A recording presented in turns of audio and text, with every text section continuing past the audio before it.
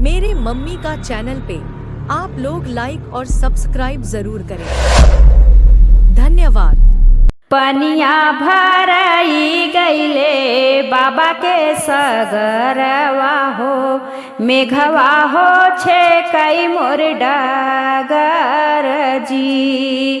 पनिया भराई गईले बाबा के सगरवा हो, मेघवा हो छे कई मोर डागर जी।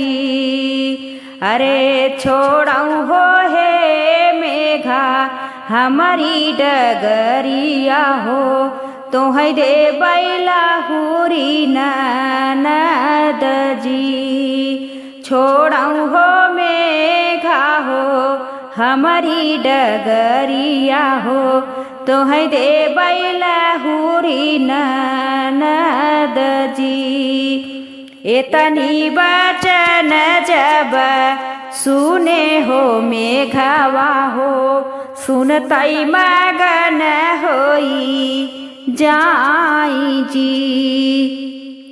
एतनी बचन जब सुने हो मेघवा हो, सुनतई मगन होई जाई जी। अरे जाई के हो पहुँचाई मेघवा दुआरवा हो, कहाँ बाटू सरहज हमार जी।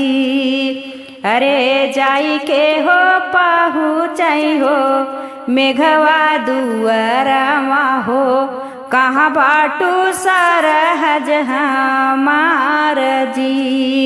भीतर आई बाटू की बहरे हो सरहज, भेज दे तू नन भेज दे तू लाहुरी ननद जी।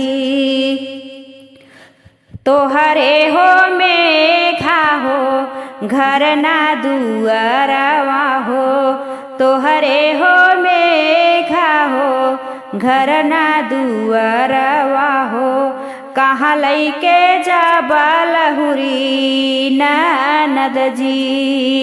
एतनी बचनी सुनी मेघवा ननदोइया हो, बनवई हो महला उठाई जी। एतनी बचनी सुनी मेघवा ननदोइया हो, बनवई हो महला उठाई जी। भीतर आई बाटू की बहरे हो सरहज, भेज दे तू लाहुरी ननद जी। आवा हो मेघा पलंग चढ़ी बैठा हो, आवा हो मेघा पलंग चढ़ी बैठा हो, लई जा तू ननदी हमार जी। एक बन गईले दूसर बन गईले हो, तीसरे में चिल्हा मेड़राई जी। एक बन गईले हो दूसर बन गईले हो, तीसरे में चिल्हा मेड़राई जी। अरे मेघवा के लाई के हो उड़ई चिल्हनवा हो, मेघवा के लाई के हो उठाई जी।